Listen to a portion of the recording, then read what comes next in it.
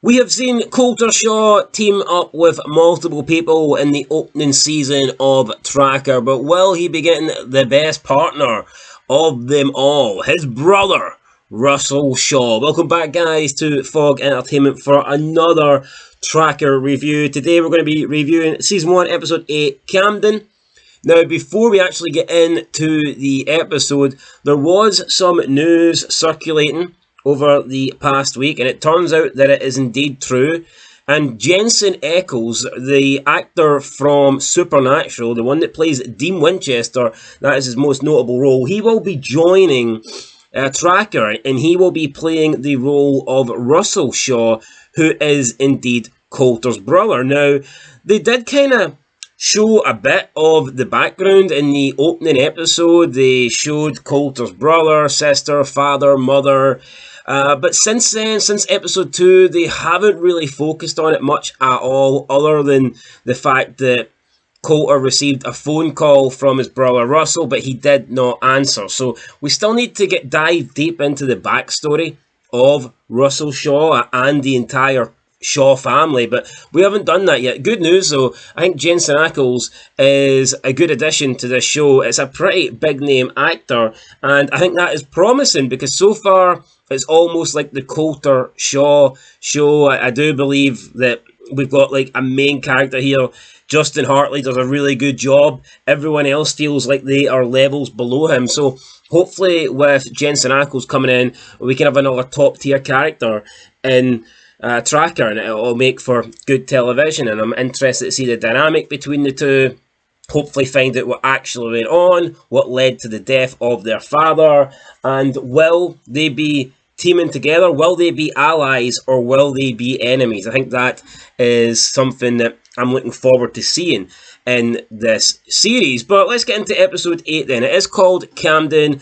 Colter is tracking down a dock worker who went missing 2 weeks before his wedding. So the bride-to-be offers the reward, or should I say her father offers the reward, but it turns out her father and her mother, they aren't big fans of her future husband. They don't really like him. He goes by the name of Scully. He's called Ethan Sullivan, but his nickname is Scully, and it appears that he had a little bit of trouble back in the day.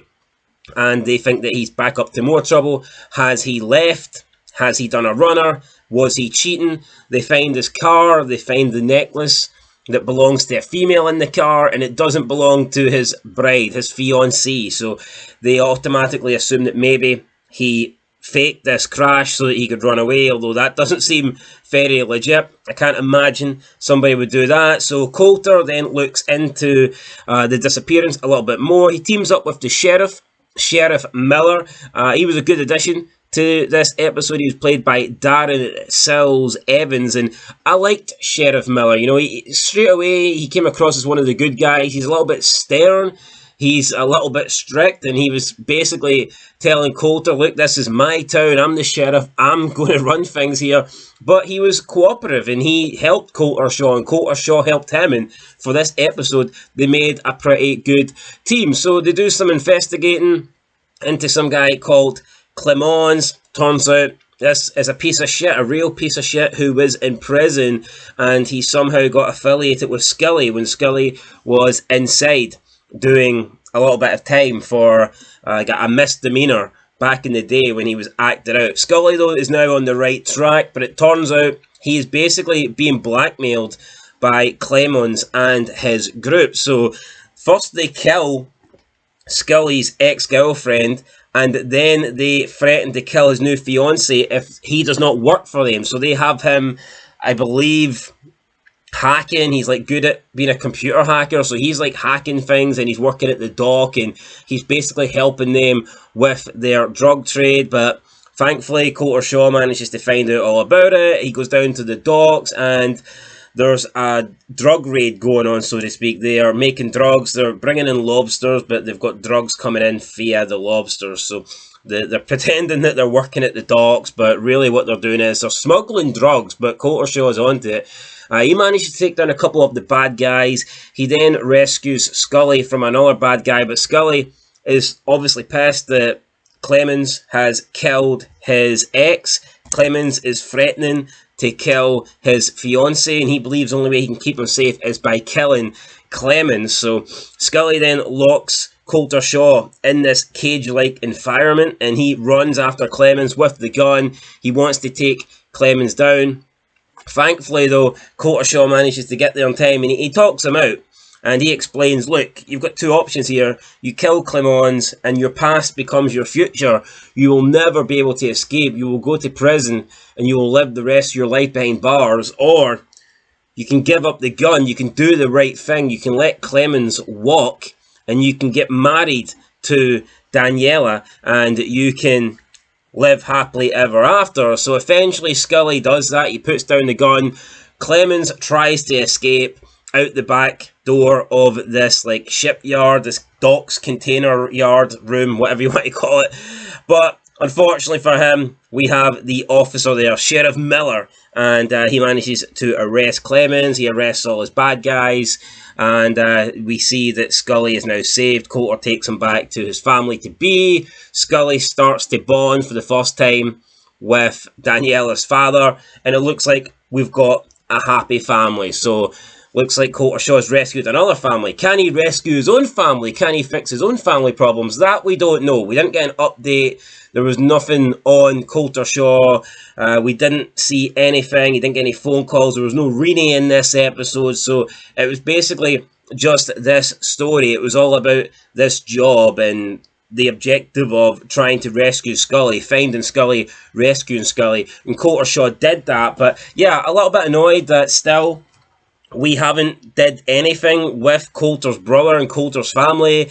Like I said, at the start of the series, I thought that was going to be intertwined throughout the episodes, and I thought that was going to be the main focus. I thought we were going to get these little side missions in each episode, but I thought the main focus of Season 1 was going to be Colter Shaw's background and the story with his father, but I mean, we've very rarely seen it. You know, we've seen it in episode 1. I believe there was a mention of a phone call at the end of episode 3. But since then, we haven't really talked about it. Renee and Bob spoke about it with themselves at the end of episode 7. But other than that, there's been nothing new. We've got nothing. So, I don't know. I don't know why they're doing that. It's a little bit like Supernatural, where they just basically dedicate each episode to a new mission, a new story, and the overall story, the large story, the big story of the season, that just gets put on the back burner and we totally forget about it. So, yeah, that is disappointing, but it's time to rate this episode. Look, I thought it was alright. We got to see Colter Shaw do what he does. He investigated. There was obviously different people. He was in Clemens' house. He was teaming up with Sheriff Miller. There was some good scenes. I think some of the actors in this episode were a little bit better. Some of the characters were a little bit more interesting. But still, it's the same formula. It's like every episode, it's almost the same thing. You know, obviously the story's different. The person that Colter's looking for is different. The bad guy's different. But it's pretty much always somebody's been abducted. Colter Shaw accepts the job. He investigates.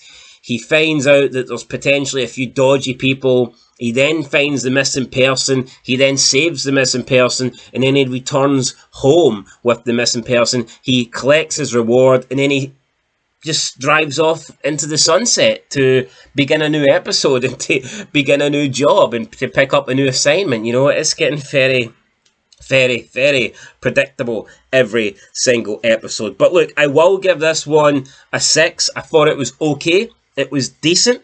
Not the worst episode of Tracker, but again, it's kind of the same thing every week now. We need something new. I think we need something different. It's getting a little bit boring. It's getting a little bit predictable. So, yeah, like I say, probably one of the better episodes we've seen in a while.